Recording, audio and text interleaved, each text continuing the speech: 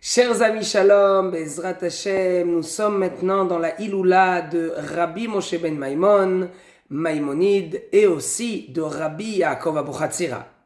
Alors avant toute chose, pour ceux qui n'ont pas encore allumé une bougie, Rabbeinu Bechaye nous enseigne déjà que allumer une bougie c'est quelque chose de très fort. Donc vous pouvez allumer une bougie. Attention, comment faire? Il faut dire l'Irvod Atzadik Rabbi Moshe ben Maimon. Et si vous en allumez une deuxième, vous allez dire la même chose, l'Irvod Atzadik Rabbi Yaakov Abuchatzira. Et là, à partir de ce moment-là, vous parlez seulement avec Hachem. On ne parle pas avec le Tzadik, on parle avec Hachem. Et si c'est comme ça, Bezrat Hachem, on espère que toutes nos demandes seront exaucées par Hachem seulement, grâce au mérite de ces très grands sages. Amen. Alors, on va un petit peu parler de ces deux très grands sages. D'abord, Rabbi Moshe ben Maimon, Maimonide. Il a vécu il y a plus de 1000 ans en arrière. C'était un rave qui a vraiment été celui qu'on peut dire sur lui que de Moshe à Moshe, il n'y avait pas comme Moshe. Ça veut dire quoi? Moshe Rabbeinu, c'est il y a plus de 3000 ans en arrière. Et les générations ont passé, Moshe nous a donné la Torah. Et voici qu'est arrivé Rabbi Moshe ben Maimon, Maimonide. Celui-ci a écrit ce qui s'appelle juste le livre Yad HaChazaka. C'est déjà quelque chose d'extraordinaire. Il a pris la Torah écrite, la Torah orale, ça veut dire les Gemarot, le Talmud de Babylone, mais aussi le Talmud de Jérusalem. Et il a réussi à faire de cela tout un grand et très beau mix et de faire de cela des halachot. Et donc, comme disait par exemple le Rabbi de Lubavitch, celui qui va étudier le Yad HaChazaka, en fait, il étudie toute la Torah. C'est quelque chose de très fort. Donc, on comprend de cela que le livre Yad HaChazaka, seulement ce livre-là, voici que c'est une véritable prouesse. Voici que c'est un véritable cadeau pour le peuple d'Israël et c'est ça ce que nous a donné Rabbi Moshe ben Maimon. Il l'a fait alors qu'il avait de très grosses responsabilités sur lui. Comme on le sait, c'était le docteur du roi de son époque, du sultan de son époque. Et quand même, c'est lui qui arrivait à faire les deux en même temps. D'un côté, être un très grand docteur, mais d'un autre côté aussi, écrire ces livres qui sont tellement importants pour le judaïsme. À part ça, il a écrit d'autres livres. Il y a certains de ces livres-là que, à un moment, ça fait un petit peu des controverses, comment les comprendre, mais par la suite, et jusqu'à aujourd'hui, Baruch Hashem, ce sont des livres qui sont tellement importants pour le peuple d'Israël, comme le Guide des égarés et d'autres. À part Rabbi Moshe ben Maimon, nous avons aussi Rabbi Yaakov Abuchatzira. Celui-ci est né il y a 200 ans en arrière, presque, c'était 1805, donc ça fait 200 ans en arrière. Et Rabbi Yaakov Abuchatzira a laissé une très grande empreinte pour les générations futures. Je voudrais peut-être arriver à la fin pour qu'on comprenne le début. Rabbi Yaakov Abuchatzira, aujourd'hui, a des arrière-petits-enfants qui sont dans tout le pays d'Israël, depuis le nord jusqu'au sud. Si c'est Rabbi David Abuchatzira que nous avons dans le nord, si c'est les Rabbanim Abuchatzira qui sont plutôt à Ashdod et dans d'autres endroits du sud, voici qu'il a laissé une très grande empreinte, il a laissé un très grand héritage pour les générations futures. Mais ce n'est pas que cela. Il a laissé aussi des livres qui sont très importants. On va raconter une petite histoire par rapport à cette histoire de livres. Rabbi Yaakov Abuchatzira, au début, a eu peur d'écrire ces livres, de les imprimer et de les laisser pour tout le peuple d'Israël, en se disant peut-être, et c'était une très grande humilité qu'il avait, peut-être qu'Hachem n'est pas content de ce qu'il a écrit. Et c'est pour cela qu'il gardait toujours chez lui ses écrits.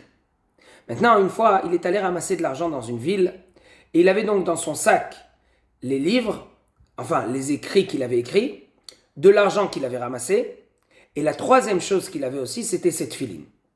Il est rentré dans une petite auberge pour se reposer, et voici que des voleurs sont venus et lui ont volé ce sac.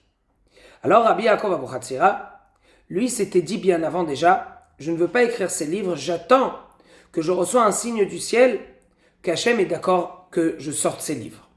Et donc quand il a vu qu'on lui a volé son sac, alors il était très triste. Alors pour certains, c'était sûr qu'il était triste à cause de ses écrits. Mais non, il était surtout triste pour l'argent, du fait qu'il avait ramassé cet argent pour sa yeshiva. Et donc il a dit, je suis très triste pour l'argent. Car par rapport aux écrits, au contraire pour lui c'était un signe, en tout cas à ses yeux, que Hachem n'était pas content de ses écrits. Regardez quelle humilité il avait. Maintenant, les gens de la ville vont lui dire « T'inquiète pas, du point de vue argent, en tout cas, on est là, on va t'aider de nouveau. et voici qu'ils lui ont même apporté une très belle somme d'argent. Maintenant, voici qu'au même moment vont revenir des gens, ce sont donc des voleurs, en tremblant et en lui disant, voilà, ça c'est ton sac, dedans il y a tout ce qu'il y avait, les tefilines, l'argent, les écrits, tout est là. C'était quoi l'histoire? Quand ils se sont enfuis, ces voleurs, après qu'ils ont volé ce sac, ils sont arrivés devant, ça s'appelle même pas un cours d'eau, 20-30 cm d'eau. Donc traverser ça, c'est assez facile. Et voici que quand ils veulent traverser ce cours d'eau, l'eau va commencer à monter. Ça va leur arriver vraiment très très haut. Ils ne vont pas comprendre qu'est-ce qui se passe. C'est quoi ce miracle bizarre, mais ce miracle qui est négatif pour eux. Alors ils vont revenir en arrière. Ils vont essayer plusieurs fois. Et dans ce qu'ils vont essayer de faire, c'est de laisser à un moment le sac. C'est comme ça qu'ils vont vérifier en fait qu'est-ce qui fait que le cours d'eau monte. Parce que il y a des fois où ils ressentent que le cours ne monte pas autant. En clair, ils vont laisser le sac en dehors de ce cours d'eau. Et quand ils vont vouloir traverser, alors là, le cours d'eau va rester à 20-30 cm et puis c'est tout. Ils vont comprendre que le problème, c'est d'avoir volé ce sac et que ça appartient à un très grand homme. Et c'est pour cela qu'ils vont lui rendre. Maintenant, normalement, c'est le plus grand signe que Hachem est content de tes écrits. Mais quand même, Rabbi Yaakov Abuchatzira va avoir peur et il va quand même décider, dans sa grande humilité, de ne pas les sortir. Jusqu'à ce que, avant de mourir, il va dire à son fils que lorsqu'il va arriver dans le ciel, il va vérifier est-ce que Hachem est content de ses écrits. Et voilà, c'est ce qui s'est passé. Il va venir en rêve à son fils Rabbi Aaron, un de ses fils, et il va lui dire la chose suivante, dans le ciel ils ont accepté, donc tu peux les sortir. Abir Yaakov, Pituche Chotam, et il y en a plein d'autres, des livres vraiment très importants. Et jusqu'à aujourd'hui, nous avons la chance d'avoir ce très beau parfum, ce très bon parfum, qui sont donc les livres de Rabbi Yaakov Abuchatzira. N'oubliez pas, le grand Baba Salé que vous connaissez bien, c'est le petit-fils de Rabbi Yaakov. Donc vous comprenez bien que Rabbi Yaakov était quelqu'un de très important. On va rapporter un chidouche de ce qui est écrit dans le livre Pituche Chotam sur la paracha de Shemot, puisque c'est la paracha de la semaine. Dans la paracha, il nous est enseigné Vaivnu are miskenot le paro, et pitom et Ramsès.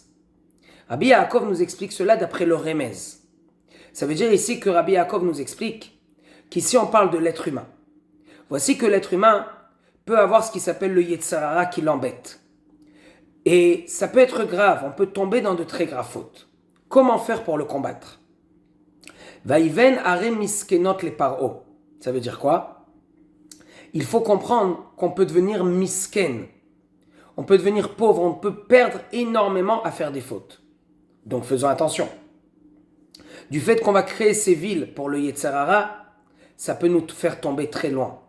Jusqu'à ce qu'on va arriver à Pitom. La Gemara déjà dans Sota nous dit Pitom, il faut couper ça en deux. Pitéom, la bouche du ravin.